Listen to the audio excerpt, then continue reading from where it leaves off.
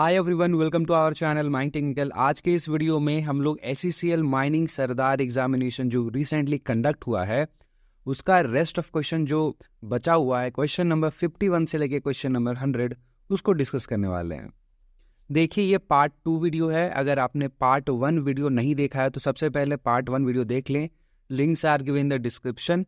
Part 1 video में हम लोग क्वेश्चन नंबर 1 से लेके क्वेश्चन नंबर 50 तक डिस्कस कर चुके हैं।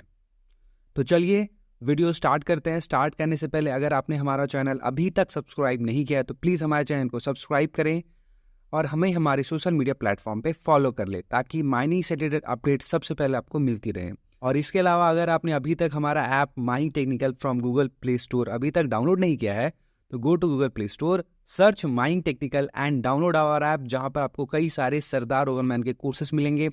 रिसेंट आने वाले कुछ दिनों में हम लोग जो है BCCL के ऊपर भी कोर्स लॉन्च कर रहे हैं। तो go to the app and check out the courses available in the app at very affordable prices. आपको वहाँ पे कई सारे कोर्सेस आपको प्रोवाइड कर दिए जाएंगे। तो चलिए सबसे फर्स्ट क्वेश्चन वो डिस्कस करते हैं। इस पूरे सेशन में हम लोग को डिस्कस करना है टोटल क्वेश्चन 50, ठीक है। क्वेश्चन नंबर 50 से लेके क्वेश्चन नंबर 80 तक जो है वो टेक्निकल क्वेश्चन था, और फिर क्वेश्चन नंबर जो बाकी 20 क्वेश्चन बचे हुए हैं उसमें क्वेश्चन नंबर 1 से लेके क्वेश्चन नंबर 20 तक जो है नॉन टेक था। तो हम लोग ना सबसे पहले क्वेश्चन नंबर 1 से लेके क्वेश्चन नंबर 20 जो नॉन टेक्निकल पार्ट है उसको पहले कवर करेंगे। Then we will go after question number 51 से लेके क्वेश्चन नंबर 80। तो चलिए स्क्रीन में आपको दिखाई दे रहा है question number first, what was the production of coal and offtake respectively for south eastern coalfield limited between April 2023 and August 2023। सवाल में पूछा गया है कि अप्रैल 2023 से लेकर अगस्त 2023 तक SECL का कोल का प्रोडक्शन कितना था और कितना ऑफटेक था।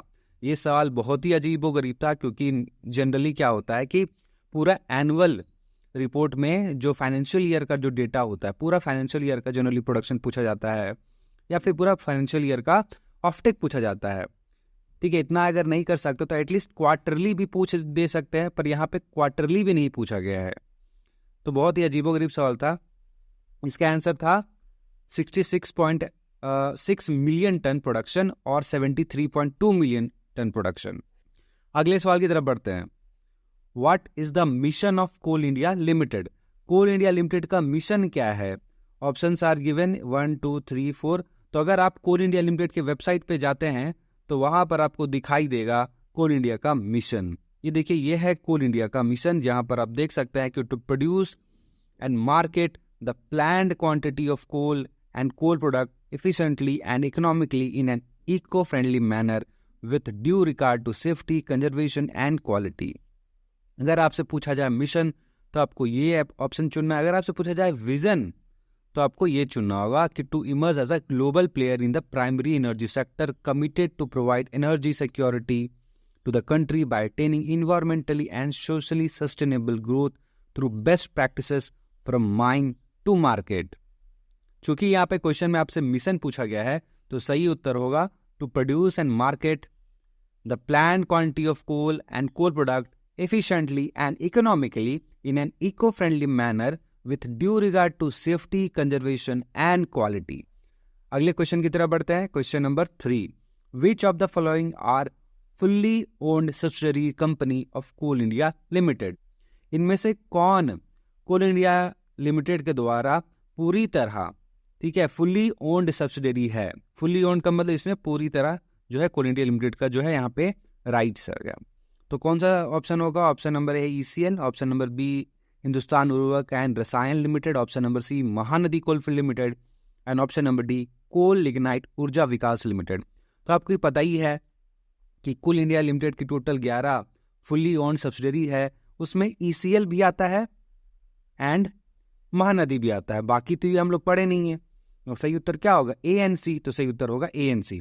For your information, coal India limited ने 5 ज्वाइंट वेंचर कंपनी भी यहाँ उनके पास है। पहला है हिंदुस्तान उर्वरक एंड रसायन लिमिटेड, दूसरा है तलचर फर्टिलाइजर्स लिमिटेड, तीसरा है CIL NTPC ऊर्जा प्राइवेट लिमिटेड, चौथा है कोल इंडिया कोल लिग्नाइट ऊर्जा विकास प्राइवेट लिमिटेड, और पांचवा है इंटरनेशनल कोल वेंचर प्राइवेट लिमिटेड। तो अगर वेंचर के बारे में पूछा जाए वेंचर, तो टोटल वेंचर अपने कोल इंडिया लिमिटेड के पास कितने हैं? ठीक है, ज्वाइंट वेंचर तो 5 है, सब्सिडी कितनी है? तो 11 है। और इनमें से जो हमारा ईसीएल और एमसीएल है वो फुल्ली ओन्ड सब्सिडी है। वही हिंदुस्तान उर्वरक एंड रसायन लिमिटेड और कोल लिग्नाइट ऊर्जा विकास प्राइवेट लिमिटेड, ये जो दो कंपनियां हैं वो ज्वाइंट वेंचर कंपनी है कोल इंडिया लिमिटेड की। अगला सवाल है question number 4, the coal deposit of SCL in Chhattisgarh are spread over the district including, जो छत्तीसगढ़ है एससीएल जो है छत्तीसगढ़ में, ठीक है, तो उसका जो कोल डिपॉजिट है छत्तीसगढ़ में एससीएल का, वो कौन से डिस्ट्रिक्ट में फैला हुआ है छत्तीसगढ़ राज्य के? ठीक है, यानी आपसे सिंपल सा सवाल भी पूछा गया है कि एससीएल का जो कोल डिपॉजिट होगा छत्तीसगढ़ के कौन से राज्य में फैला हुआ है? सुरगुजा, शहडोल, बलरामपुर और अनूपपुर। तो थोड़ा सा मैप देख लेते हैं। ठीक है, अगर आप मैप देखते हैं तो आपको यहाँ से दिखाई दे रहा होगा, मैं और जूम कर देता हूँ, कि यहाँ पर जो शहडोल है, जो अनूपपुर है और जो उमरिया है, ये एमपी में आता है। बाकी रेस्ट ऑफ द डिस्ट्रिक्ट हैं, ठीक है, यहाँ पे आपको मेंशन किए हुए हैं, वो सारे के सारे छत्तीसगढ़ में आते हैं। तो अगर अगर सवाल में आपसे पूछा गया है कि कौन सा जो छत्तीसगढ़ में आता है, तो शहडोल तो आएगा नहीं, ठीक है, अनूपपुर भी आएगा नहीं, तो क्या बच रहा है? हमारे पास बच रहा है सुरगुजा और बलरामपुर। ए एंड सी वही हमारा उत्तर होगा। अगला सवाल है, SCL has won first prize in corporate award for excellent work in dash which was received on 48th coal India foundation day held on 1st of November 2022 Kolkata. तो कोलकाता में 1 नवंबर 2022 को कोल इंडिया लिमिटेड का स्थापना दिवस मनाया गया, 48वां। उसमें एससीएल को फर्स्ट प्राइज मिला कॉर्पोरेट में फॉर द एक्सीलेंट वर्क इन, किस चीज़ का एक्सीलेंट वर्क में मिला था? तो आप देख सकते हैं जो कॉर्पोरेट अवार्ड यहाँ पे मिला हुआ था फर्स्ट प्राइज में, वो इन्वायरमेंट मैनेजमेंट के लिए मिला था। तो सही उत्तर क्या होगा? Environment management. चलिए एक और सवाल के ऊपर आते हैं। क्वेश्चन नंबर 6 है, between April 2023 and September 2023 which company has seen a dip of 39.2% in growth of coal production MT। तो बोला गया है कि इनमें से कौन सा कंपनी का जो प्रोडक्शन था वो डिप कर गया लगभग 39.2% से अप्रैल 2023 से लेके सितंबर 2023 तक। बहुत ही अजीबोगरीब सवाल था, इसका आंसर होगा NEC। ठीक है, क्योंकि यहाँ पे जो है आपको एक तरह से क्वार्टर भी नहीं पूछा जा रहा है। क्वार्टर अगर होता तो आपसे यह पूछा जाता कि अप्रैल, मई, जून, इस क्वार्टर का आपको कोई बताना, कोई डाटा पूछ लिया, या फिर जुलाई, अगस्त और सितंबर, है ना, सेकेंड क्वार्टर पूछ लिया। ठीक है, तो यहाँ आपसे अप्रैल से लेके सितंबर यानी 2 क्वार्टर का आपको पूछा गया है। सिंपल सा सवाल है। Anyways right answer will B NEC। आगे बढ़ते हैं। अगला सवाल बेहद सिंपल था कि who was appointed as the current chairman cum managing director of coal India limited. 2023 में जो है CMD कोल इंडिया लिमिटेड के रूप में किसे अपॉइंट किया गया था? Right answer will B PM प्रसाद। आप देख सकते हैं स्क्रीन पे पिक्चर भी। चलिए अगला सवाल है कि at what depth are the coal deposit located in the central India coal field. Central India coal fields में जो कोल डिपॉजिट लोकेट हुए हैं उनकी गहराई क्या है? इसका आंसर है 0 to 1200 मीटर्स। तो आप यहाँ पे देख सकते हैं जियोलॉजिकल कोल रिजर्व एससीएल में कितना है एज पर 1 अप्रैल 2022। तो वो टोटल है, आप देख सकते हैं कि 83,012.81 मिलियन टन्स का यहाँ पे कोल रिजर्व है एससीएल के पास, जिसमें आप देख सकते हैं कि एमपी में कितना है प्रूव्ड रिजर्व, ठीक है, 2779.61 मिलियन टन है। वहीं छत्तीसगढ़ में आप देख सकते हैं कि 32,053.42 मिलियन टन का यहाँ पे कोल रिजर्व है। और यहाँ पे रिजर्व यहाँ पे मेंशन की गई है, उन जो गहराई वहाँ पे है वो 0 से लेके 1200 तक की गई है। तो आंसर विल बी 0 से लेके 1200 मीटर। अगले सवाल पे आते हैं। To avoid arduous traveling and hence to enhance efficiency and effective working hour in the underground method of mining, dash has been installed in 14 underground mines of SCL। तो बहुत ही simple सा सवाल है। बोला गया है कि कठिन जो चलना पड़ता है वर्कर को, उसको अवॉइड करने के लिए, ताकि वर्करों की इफिशिएंसी बढ़ा सकें, इफेक्टिव वर्किंग आवर बढ़ा सकें, तो अंडरग्राउंड मेथड ऑफ माइनिंग में क्या हम लोग इंस्टॉल किए हैं SCCL के 14 माइंसों में। तो सरफेस माइनिंग तो होगा नहीं, क्यों नहीं होगा, क्योंकि सवाल में आपसे क्या पूछा है कि अंडरग्राउंड मेथड ऑफ माइनिंग। तो सरफेस माइनिंग में अंडरग्राउंड मेथड ऑफ माइनिंग आना नहीं है, सॉइल डंपर आना नहीं है, ड्रैगलाइन आना नहीं है। राइट आंसर क्या होगा, मैन राइडिंग सिस्टम। चलिए अगले सवाल के ऊपर आते हैं। As of April 2022 what are the proved coal reserve in the Madhya Pradesh state. Madhya Pradesh state में टोटल अप्रूव्ड कोल रिजर्व कितना है एज ऑफ 1 अप्रैल 2022। तो right answer will be 2779.61 million ton. तो यहाँ पे इसका आंसर अपना ऑप्शन नंबर 2 हो जाता है। अगले सवाल की तरफ आते हैं। क्वेश्चन नंबर 1 है, वो जनरल अवेयरनेस के ऊपर था। इससे पहले हम लोग कोल इंडिया लिमिटेड के जनरल अवेयरनेस हम लोग डिस्कस किए थे। अब आते हैं कि क्वेश्चन नंबर 1 क्या है। In November 2023 rear admiral dash took over as a flag officer commanding western fleet of Indian navy from rear admiral Vineet McCarty at a parade held in Mumbai. तो सिंपली बोला गया है कि flag officer commanding western fleet of Indian navy जो है वो किसके जो है कौन अभी जो है ग्रहण किया है इस पद को, फ्लैग, ठीक है, रियर एडमायरर। कौन सा रियर एडमायरर यहाँ पे जो है, ठीक है, took over as a flag officer. Flag officer के रूप में किसे जो है western fleet of Indian navy का रूप में नियुक्त किया गया है। तो वो है CR प्रवीण नायर, नवंबर 2023 में हुआ था। अगले सवाल पे आते हैं।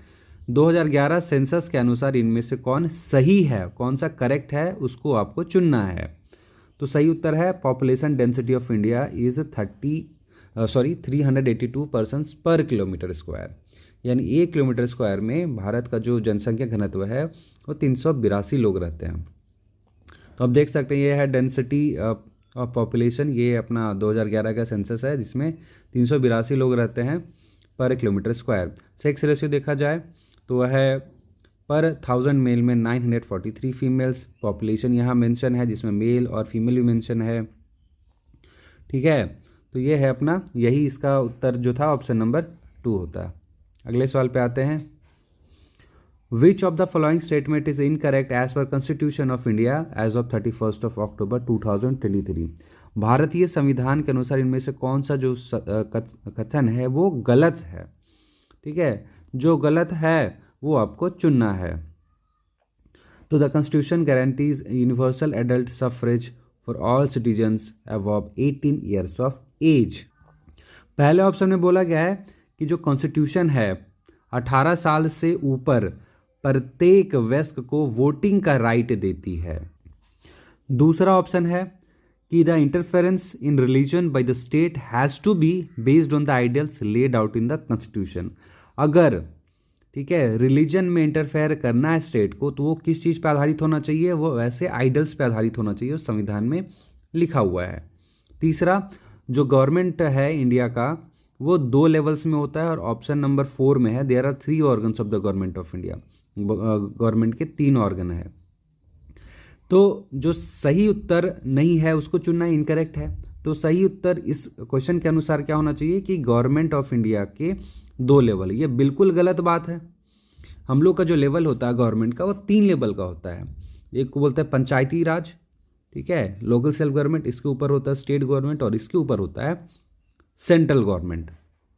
बात किया जाए गवर्नमेंट ऑफ इंडिया के 3 ऑर्गन्स के, तो 3 ऑर्गन्स कौन होते हैं। पहला होता है लेजिस्लेटिव, दूसरा क्या होता है एग्जीक्यूटिव, और तीसरा क्या होता है वो है ज्यूडिशरी। तो लेजिस्लेटिव में अपना पार्लियामेंट है, लोकसभा एंड राज्यसभा।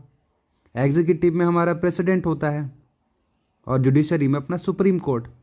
तो गवर्नमेंट ऑफ इंडिया के 3 ऑर्गन है, लेजिस्लेटिव, एग्जीक्यूटिव, जुडिशरी। बिल्कुल सही बात है।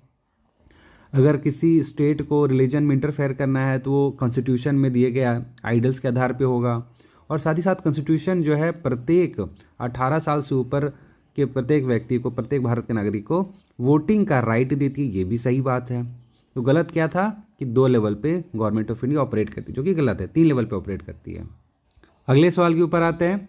According to dash of constitution of India the vice president act as a president और discharges his function during casual vacancy in the office और during the absence of president.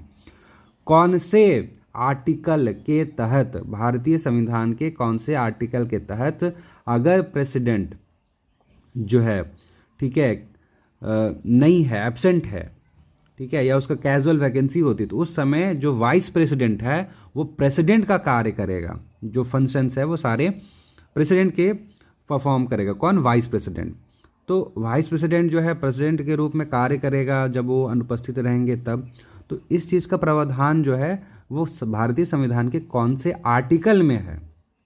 तो है article 65, ठीक है। आर्टिकल 64 में क्या है? आर्टिकल 64 में देखिए, vice president to be the ex officer chairman of council of state के जो है वो क्या हो जाते हैं? चेयरमैन हो जाते हैं। कौन? Vice president. 67 में क्या है? Term of the office of vice president, यानी वाइस प्रेसिडेंट का टेन्योर।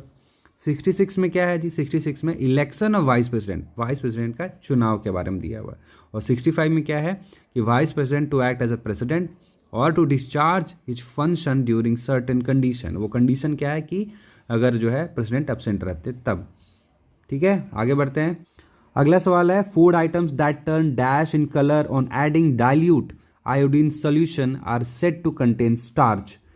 वैसे फूड आइटम जिनमें कौन सा केमिकल नहीं पूछा है, अगर उसमें आप आयोडीन का सोल्यूशन डालते हैं, ऐसा फूड आइटम में कोई ऐसा फूड आइटम हो इसमें आप आयोडीन सोल्यूशन डालते हैं और इसका जो कलर है फूड का वो कौन सा कलर हो जाने पे हम लोग मान लेंगे कि इस फूड आइटम में क्या था? स्टार्च था। ठीक है, तो येलो ऑरेंज होगा इस कलर डालने के बाद, ब्लू ब्लैक होगा, रेडिश पिंक होगा या ग्रीनिश ब्राउन होगा। तो देखिए जो अपना आयोडीन सॉल्यूशन है ना, आयोडीन एक कॉमन इंडिकेटर है किसी फूड आइटम में स्टार्च है कि नहीं पता करने के लिए। ये कौन से कलर का होता है जी? आयोडीन सॉल्यूशन देखिए ऑरेंज ब्राउन कलर का होता है, ऑरेंज ब्राउन, ये देख सकते हैं ऑरेंज ब्राउन कलर का ये आयोडीन का सॉल्यूशन है। अगर किसी ऐसे फूड में डाला जाए जिस फूड में स्टार्च हो तो आयोडीन सॉल्यूशन डालने के बाद जो फूड आइटम है क्या हो जाएगा? ब्लू ब्लैक हो जाएगा, जिससे हमको क्या पता चल जाएगा यहाँ पर इस फूड आइटम में क्या है? स्टार्च है, कार्बोहाइड्रेट्स है। जैसे कि यहाँ पे देख सकते हैं आलू में कार्बोहाइड्रेट होता है, स्टार्च होता है, इसमें आयोडीन सॉल्यूशन डाला गया, देखिए ब्लू ब्लैक हो गया ये। अगला सवाल है, government of India declared dash as a classical language in the year 2014। Government of India ने किस भाषा को 2014 में क्लासिकल भाषा, सांस्कृतिक भाषा का दर्जा दिया है 2014 में? मलयालम, उड़िया, तेलुगु या कन्नड़ा?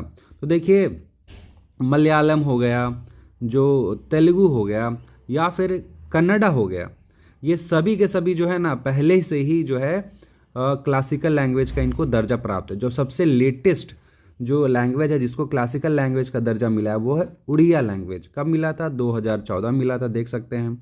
इससे पहले मिला था मलयालम को 2013 में, उससे पहले कन्नड़ा को और तेलुगु को 2008 में, संस्कृत को मिला था 2005 में, सबसे पहले जो दर्जा मिला है वो है 2004 में तमिल को। ठीक है, तो हमारे जो इंडिया में, ठीक है, टोटल कितने क्लासिकल लैंग्वेज है? Answer will B 6। ठीक है, टोटल कितने शेड्यूल लैंग्वेज हैं? तो वो है 22। और ये जो शेड्यूल लैंग्वेज 22 है कौन से शेड्यूल में है? वो 8वां शेड्यूल में, 8वां अनुसूची है इंडियन कॉन्स्टिट्यूशन का, उसमें है। कौन से आर्टिकल? तो आर्टिकल नंबर यहाँ पे आप देख सकते हैं 344 का 1 और 351। ठीक है, ये रिकॉग्नाइज करते हैं 22 शेड्यूल लैंग्वेज ऑफ इंडिया। ठीक है, क्वेश्चन में पूछा गया classical language, answer will be Odia. चलिए आपसे पूछा गया है नेक्स्ट सवाल में, which of the following tiger reserve is located in Assam? Assam में कौन सा टाइगर रिजर्व लोकेटेड है? मेलाघाट, अमराबाद, सिमलीपाल टाइगर रिजर्व या फिर Manas national park and tiger reserve? तो देखिए जो अपना आसाम है उसमें अगर हम मैप अगर उसको देखते हैं तो आप देख सकते हैं कि यहाँ पे जो टाइगर रिजर्व हैं वो कौन कौन से हैं। मैं कलर चेंज कर लेता हूँ, वाइट ले लेते हैं। ठीक है, तो आप देखते हैं ये है अपना आसाम, ये जो अपना बाउंड्री में दिखा रहा हूँ इसी के अंदर होगा ये आसाम। ठीक है, तो इस आसाम में देखिए कौन कौन सा है? मानस है, ठीक है, एक पक्के है और काजीरंगा भी है, नमेरी भी है और ओरंग भी है। तो ये जो है कितने हो गए, 2 इधर हो गए और 3 इधर हो गए, 5 जो है टाइगर रिजर्व आसाम में है। इसके अलावा यहाँ पे मेला घाट जो है वो कहाँ पे है, वो महाराष्ट्र में है ना। अमराबाद कहाँ पे है, अमराबाद जो है वो कहाँ पे होगा, ये होगा आंध्र प्रदेश में। और एक और था, वो कौन सा था, सिमलीपाल। सिमलीपाल कहाँ है जी, ये उड़ीसा है। तो आपसे क्वेश्चन पूछा गया क्या गया था कि आसाम में कौन है, तो आसाम में अपना मानस है। सिमलीपाल उड़ीसा में है, अमराबाद आंध्र प्रदेश, मेलाघाट महाराष्ट्र में है। ठीक है, तो सही उत्तर क्या होगा, Manas national park and tiger reserve. अगले सवाल पे आते हैं। अभी रिसेंटली 2023 में जो है नया, ठीक है, कानून आया है, भारतीय न्याय संहिता बिल।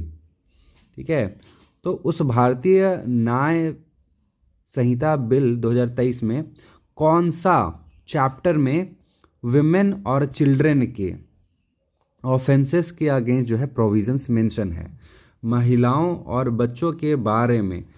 ठीक है, बच्चों के अगेंस्ट में अगर कोई गुनाह होता है तो उसके बारे में कौन से चैप्टर में मेंशन है, तो ये है chapter number 5, offence against women and children के बारे में दिया हुआ है। कई सारे यहाँ पे ऑफेंस दिए हुए हैं, सेक्सुअल ऑफेंस है, क्रिमिनल फोर्स है, असॉल्ट अगेंस्ट वुमेन है, ठीक है, मैरिटियल जो ऑफेंस हो सकता है वो सारा भी है, और बहुत सारा चीज़ है उसमें दिया हुआ। तो chapter 5 will be the answer. अगले सवाल पे आते हैं। Bal Gangadhar Tilak edited Kesari a newspaper published in. तो बाल गंगाधर तिलक जी ने एक न्यूज़पेपर जो है वो उसकी स्थापना की थी जिसका नाम है केसरी। वो केसरी जो न्यूज़पेपर है वो कौन से लैंग्वेज में पब्लिश की जाती है, हिंदी, कोंकणी, गुजराती या मराठी। तो आप देख सकते हैं ये है केसरी का ई न्यूज़पेपर। यहाँ आप देख सकते हैं कि आपको मराठी का यहाँ पे लैंग्वेज आपको पता चल रहा होगा, है कि नहीं। तो मराठी में ही केसरी जो है न्यूज़पेपर जो है पब्लिश की जाती है। इसको फाउंड किया गया था भाई बाल गंगाधर तिलक इन द ईयर 1881, 4 जनवरी 1881 को, लगभग 143 साल पहले इसकी स्थापना की गई थी। मराठी लैंग्वेज में ये जो है न्यूज़ पब्लिश करती है। इसका वेबसाइट भी है, वहाँ पे आप जाके न्यूज़ पढ़ भी सकते हैं मराठी में। चलिए आगे बढ़ते हैं। Which of the following state received the Raja Bhalindra यानी Bhalindra Singh trophy at the 37 national games held in Goa in October नवंबर 2023। अक्टूबर नवंबर 2023 में नेशनल गेम्स हुआ था, 37 नेशनल गेम्स हुआ था गोवा में। तो गोवा में जब नेशनल गेम्स हुआ था तो कौन से राज्य को राजा भलेंद्र सिंह ट्रॉफी दी गई, हरियाणा, महाराष्ट्र, केरला या मध्य प्रदेश। राइट आंसर क्या होगा, देखिए महाराष्ट्र को ही मिल रहा है। सही उत्तर क्या होगा, महाराष्ट्र। चलिए अगले सवाल के ऊपर आते हैं। Which of the following terminology not associated with bench geometry. अभी तक हम लोग ने नॉन टेक सवाल जो भी थे उसको डिस्कस कर चुके हैं। अभी हम लोग वापस से क्वेश्चन नंबर 51 स्टार्ट करते हैं और हम लोग डिस्कस करेंगे अप टू क्वेश्चन नंबर 80, जहाँ पर बाकी जो टेक्निकल क्वेश्चन बचे हुए थे उसको कवर करेंगे। तो बताना है आपसे पूछा गया सवाल में कि बेंच ज्योमेट्री से संबंधित में से क्या नहीं है। तो बेंच का तो हाइट होता ही है, बेंच का फेस एंगल भी होता है, बेंच का चौड़ाई भी होता है। बेंच में बर्म नहीं देते हैं। बर्म कहाँ पे देते हैं, बर्म देते हैं अपने हॉल रोड में। ठीक है, हॉल रोड में बर्म देंगे, या फिर अगर डंप है वहाँ पर भी हम लोग जो है क्या देते हैं, बर्म देते हैं। ठीक है, तो बेंच से संबंधित क्यों कौन नहीं है, बर्म नहीं है। अगले सवाल पे आते हैं, question number 52। As per CMR 2017, owner agent manager shall at least once in every dash days examine the rate of emission of inflammable gas in cubic meter per ton of coal raised and the percentage of inflammable gas in the general body of air। मतलब प्रत्येक खदान का owner, agent या फिर manager कम से कम कितने दिनों में एक बार रेट ऑफ इमिशन निकालेगा ज्वलनशील गैस का इन मीटर क्यूब पर टन ऑफ कोल रेज्ड, और साथ ही साथ परसेंटेज ऑफ जो इन्फ्लेमेबल गैस है उसको भी यहाँ पे पता करेगा जनरल बॉडी ऑफ एयर में। तो ये कब करना है जी, ये 30 दिन में करना है। Question number 53। As per CMR 2017, a competent person shall once at least in every dash days examine every airway, air crossing, ventilation stopping and door in use। Regulation 2017 के अनुसार एक सक्षम व्यक्ति प्रत्येक कितने दिनों में कम से कम एक बार सभी हवा रास्तों की जांच करेगा, air crossing, ventilation stopping, ventilation door की जांच करेगा। तो है 14 दिन में जांच करेगा। Question number 54। As per coal mine regulation 2017, long wall mining method is carried out by how many gate roadways during development stage. जब लॉन्ग वॉल से हम लोग कोयला निकालते हैं तो उनमें से गेट रोड की संख्या कितनी होती है? तो संख्या होती है 2। ठीक है, आप देख सकते हैं ये अपना लॉन्ग वाल है, ये अपना फेस है, इधर हम लोग लॉन्ग वाल एडवांसिंग कर रहे हैं और ये है डिटेक्टिंग का मेथड। तो दोनों केस में देखते हैं, एक है टेल गेट, एक है मेन गेट। टेल गेट और मेन गेट, यहाँ 2 गेट रूट ही होते हैं, इसलिए सही उत्तर क्या होगा? 2 गेट रूट। चलिए अगले सवाल की तरफ आते हैं। Question number 55। रेगुलेशन 2017 के अनुसार person shall be allowed to ride in the same cage or the same deck of a cage or other means of conveyance at any one time providing approximately dash of floor area per person. यानी cage में जब आदमी लोग ride करता है तो प्रत्येक व्यक्ति को कम से कम कितना मीटर स्क्वायर फ्लोर एरिया मिलना चाहिए? तो ये आंसर क्या है? 0.20 मीटर स्क्वायर पर पर्सन। यानी प्रत्येक व्यक्ति को 0.20 मीटर स्क्वायर फ्लोर एरिया मिलना चाहिए जब वो केज में राइड कर रहा हो। अगले सवाल की तरफ आते हैं। Question number 56। Coal mines regulation 2017 के अनुसार ओनर एजेंट मैनेजर जो है suitable man riding system provide करेंगे जब ट्रैवलिंग डिस्टेंस फ्रॉम इंक्लाइन या एडिट या पिट बॉटम से कितना से ज़्यादा हो जाएगा तब प्रोवाइड करेंगे। तो वो है 1 किलोमीटर। 1000 मीटर से ज़्यादा हो जाने पे हमको प्रोवाइड करना है। चलिए अगले सवाल की तरफ आता है। Question number 57। Act means act, mines act. तो एक्ट का मतलब होता है माइंस एक्ट 1952 का। ठीक है, अगले सवाल पे आते हैं। फेंसिंग और गेट जो है कौन से रेगुलेशन नंबर में मेंशन है? तो वह है रेगुलेशन नंबर 103। इसके अलावा और भी कई सारे रेगुलेशंस में जो है फेंसिंग एंड गेट्स मेंशन है। तो गेट्स एंड फेंसिंग के अलावा और भी कई रेगुलेशंस में गेट्स एंड फेंसिंग जो है मेंशन है, लेकिन ध्यान देना वर्डिंग पे। देखिए रेगुलेशन नंबर 103 में दिया हुआ है fencing and gates. Regulation number 89 में भी है, वो है गेट्स एंड फेंसेस। और रेगुलेशन 237 में भी है, लेकिन उसमें है फेंसेस। तो यहां पर आपसे पूछा गया fencing and gate. Fencing and gate किस में था? 103 में ही था। अगर आपसे पूछा गया गेट्स एंड फेंसेस 89, सिर्फ फेंसेस तो 237। इतना आपको याद कर लेना है। चलिए नेक्स्ट सवाल है question number 59। As per DGMS circular number 6 of 2020 system comprising sensor and control unit capable of automatically switching high beam lamp to low beam as soon as it senses a vehicle approaching from opposite direction at a distance of about dash। देखिए ये जो आधा अधूरा सवाल है, ये generally आपसे सवाल में पूछ रहा है कि ऑटो डिपिंग सिस्टम के बारे में। ठीक है, ऑटो डिपिंग सिस्टम एक तरह का सेफ्टी डिवाइस है, बोल सकते हैं आप, जो टिप्पर डंपर में लगाया जाता है कि अगर सामने से, ठीक है, इधर से गाड़ी जा रही है और उधर से अगर गाड़ी आती है तो हाई बीम ग्लेयर जो है नाइट के कारण ना हो जाए, उसके लिए जो है ऑटो डिपिंग सिस्टम प्रोवाइड की जाती है। तो आपसे ये पूछ रहा है कि गाड़ी जब चल रहा है तो ऑपोजिट डायरेक्शन में जो आ रहा है इसकी तरफ गाड़ी, कितने मीटर के आ जाने पे जो है जो इसका हाई बीम लैम्प था उसको लो बीम लैम्प में कर देगा, मतलब ऑटो डिप कर देगा। तो सही उत्तर क्या है? As per circular 150 metre. अगले सवाल पे आता है क्वेश्चन नंबर 60। डीजीएमएस सर्कुलर के अनुसार minimum factor of safety for the design of pit bench dump slope shall in any case not be less than dash for a permanent और long standing slope. बोला गया है कि design of pit bench, bench या फिर dump slope, ठीक है, dump का भी स्लोप हो गया, ठीक है, या फिर जो डिजाइन ऑफ पिट बेंच हो गया, तो उसके लिए जो फैक्टर ऑफ सेफ्टी मिनिमम होना चाहिए वो कितना होना चाहिए? 1.5 होना चाहिए। अगले सवाल पे आते हैं। रेगुलेशन 2017 के अनुसार a person shall appointed as winding engine man if he holds an dash. ठीक है, बोला गया है कि किसी व्यक्ति को वाइंडिंग इंजन तभी अपॉइंट करेंगे जब उस आदमी के पास क्या होना चाहिए? इंजन ड्राइवर सर्टिफिकेट होना चाहिए। नेक्स्ट क्वेश्चन है क्वेश्चन नंबर 62। माइंस रूल 1955 के अनुसार who shall be the chairman of safety committee. Safety committee का चेयरमैन कौन होगा? तो होगा मैनेजर, क्योंकि आपसे सेफ्टी कमेटी के बारे में पूछा गया है। अगर सिर्फ कमेटी रहता तो कौन होता? ठीक है, ऐसा पर्सन जो कि चीफ इंस्पेक्टर ना हो, गवर्नमेंट सर्विस में होना चाहिए, सेंट्रल गवर्नमेंट द्वारा अपॉइंट होना चाहिए। लेकिन आपसे पूछा गया सेफ्टी कमेटी, तो वो मैनेजर होता है, उसका चेयरमैन। अगले सवाल के आप ऊपर आते हैं। माइंस एक्ट 1952 के अनुसार every person whether appointed as such or not who acting or purporting to act on the behalf of owner takes part in management, control, supervision or direction of the mine or any part thereof is called as। वैसा व्यक्ति जिसको agent के रूप में नियुक्त किया गया हो या फिर नहीं भी किया गया हो, लेकिन अगर वो एक्ट कर रहा है या परपोर्ट टू एक्ट कर रहा है on the behalf of owner or management, control, supervision, direction of mine में पार्ट करता है, तो उसको क्या बोलेंगे? चीफ इंस्पेक्टर, मैनेजर, ओनर या agent? Right answer will be agent. अगले सवाल में पूछा गया है list of plan section and instrument and their storage is covered under which regulation of CMR 2017। Coal mines regulation 2017 के कौन सा रेगुलेशन नंबर में list of plan section instrument और उनका स्टोरेज के बारे में वर्णन है।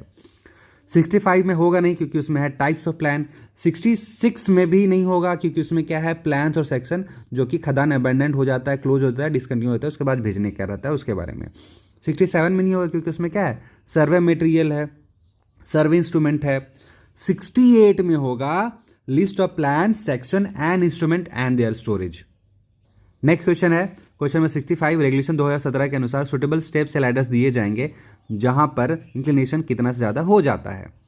तो कोई ऐसा ठीक है रास्ता जिसका जो ढाल है वो 30 डिग्री से ज़्यादा हो जाता है तो वहाँ पे हमको क्या देना पड़ेगा, वहाँ पे देना पड़ेगा स्टेप्स या फिर लैडर देना पड़ेगा। वो तो 30 डिग्री आपका राइट आंसर हो। चलिए अगले सवाल की तरफ आते हैं क्वेश्चन नंबर 66 रेगुलेशन 2017 के अनुसार अगर किसी वाइंडिंग इंजन मैन की जो ड्यूटी है वो अनड्यूली अर्डुअस है, बहुत ही कठिन है, तो कौन जिम्मेदार होगा इस वाइंडिंग इंजन मैन की जो अवधि है ड्यूटी करने की शिफ्ट में उसको कम करने का। तो ये जिम्मेदारी आप बोल सकते हैं किसका पावर है कि वाइंडिंग इंजन मैन का जो ड्यूटी है उसका जो period of hour of working है उसको कम कर दें। तो ये पावर जो है रीजन इंस्पेक्टर के पास है।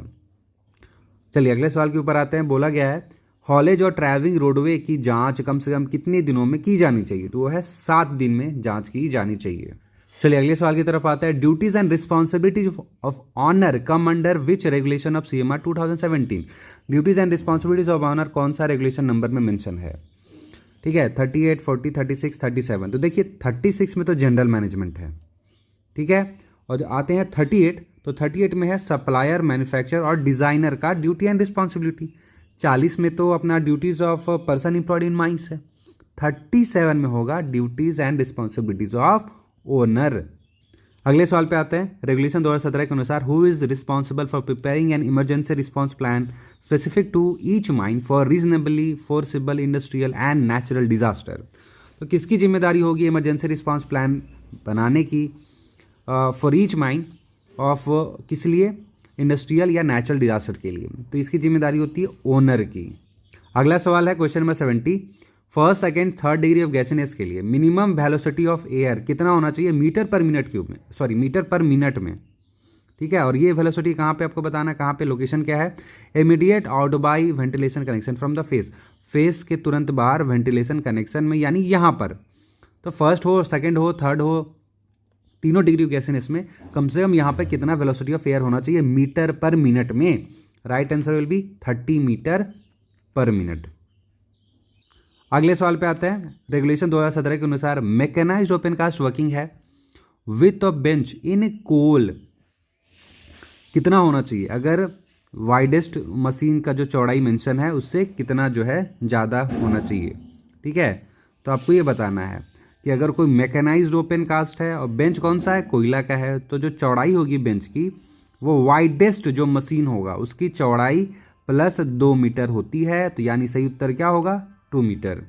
अगले सवाल पे आते हैं। As per mines rule 1955 an inspector may by order in writing require the drinking of water to be effectively cooled by mechanically or other means available where dash person or more are employed either above ground or in open cast working at one time.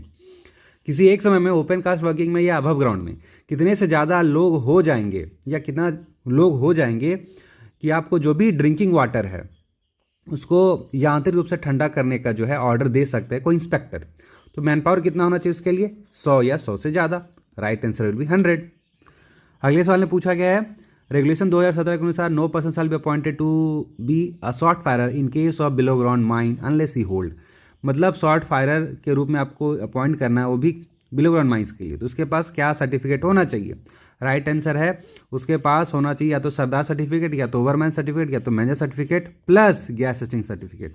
Right answer will B option number 2। Next question number है 74। Mines rule 1955 के अनुसार quantity of drinking water जो है पर व्यक्ति को कितना मिलना चाहिए कम से कम? तो वह है 2 लीटर पर पर्सन। अगले सवाल पे आता है क्वेश्चन नंबर 75। रेगुलेशन 2017 के अनुसार नो नैरो मेन और advance gallery shall be driven more than dash ahead of widen gallery. जो चौड़ी गैलरी होती है उससे कितना मीटर आगे तक एडवांस गैलरी या नैरो गैलरी आप चला सकते हैं मैक्सिमम? तो मैक्सिमम 3 मीटर तक चला सकते हैं। अगले सवाल पे आता है question number 76। Mine rescue rule 1985 के अनुसार प्रत्येक रेस्क्यू टीम जो कि इंगेज होने वाली है with breathing apparatus in a mine, वो किसके अंदर में काम करेगी और वो व्यक्ति को अपॉइंट कौन करेगा? सुपरिटेंडेंट। तो जो भी रेस्क्यू टीम होगी, ठीक है, जो ब्रीदिंग एपेटस के साथ जो है इंगेज होने वाली है, तो किसके अंडर में रहेगी? वो लीडर के अंदर में रहेगी। अगला सवाल बहुत ही सिंपल था।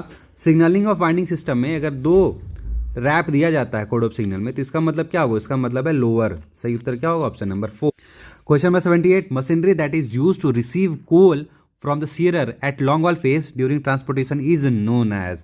तो मतलब वह मशीन जो कोयला रिसीव करती है from the shearer at the long wall face, तो उस मशीन का क्या नाम है? तो देखिए यहाँ पे लॉन्ग वॉल फेस है, यहाँ पर अपना पावर सपोर्ट देख सकते हैं, ये अपना सीयरर है और ये अपना एएफसी है। तो बोला गया कि सीयरर से कोयला कौन मशीन रिसीव करती है? तो एएफसी रिसीव करी ना। कोयला कट के कहाँ पे जा रहा है? एएफसी में जा रहा है। आंसर क्या होगा? Armoured face conveyor. चलिए अगले सवाल की तरफ आते हैं। रेगुलेशन 2017 के अनुसार कंप्टेंट पर्सन की मिनिमम एज क्या होनी चाहिए? तो वो 20 साल होनी चाहिए। और आज की सेशन का सबसे आखिरी क्वेश्चन है, सॉरी, कि गैसीसीमा फर्स्ट या फिर सेकेंड डिग्री में फ्लेम या इलेक्ट्रिक वेल्डिंग करना है, रिपेयरिंग का काम करना है बिलो ग्राउंड माइंस में, और वो भी कौन सा डिग्री है? फर्स्ट या फिर सेकेंड। तो अनुमति आपको कौन दे सकता है? वेंटिलेशन ऑफिसर, इंस्पेक्टर, मैनेजर या सेफ्टी ऑफिसर। तो राइट आंसर विल मैनेजर। अगर थर्ड डिग्री सिम रहता तो उसमें रीजन इंस्पेक्टर का परमिशन लगता फॉर अंडरग्राउंड वेल्डिंग। लेकिन जो कि फर्स्ट और सेकेंड डिग्री है, परमिशन किसका लगेगा? मैनेजर का लगेगा। तो आज की इस पूरे वीडियो का अंतिम सवाल यही था। तो आई होप आपको वीडियो अच्छा लगा होगा। अच्छा लगा तो प्लीज़ वीडियो को लाइक करें, चैनल को सब्सक्राइब करें। अगर आपने हमें हमारे सोशल मीडिया प्लेटफॉर्म पे अभी तक फॉलो नहीं किया तो फॉलो कर लें, ताकि ऐसा ही रिलेटेड कंटेंट आपको सबसे पहले पहुंच जाए आपके पास। और अगर आप मेरे से सरदार ओवरमैन की तैयारी करना चाहते हैं फॉर अपकमिंग वेरियस एग्जामिनेशन, तो आप हमारा ऐप डाउनलोड कर सकते हैं। वहाँ पर आपको कई सारे कोर्सेज मिलेंगे एट वेरी अफोर्डेबल प्राइसेस। तो मिलते हैं एक और ऐसी वीडियो में। टिल देन एज ऑलवेज, जय हिंद, जय भारत।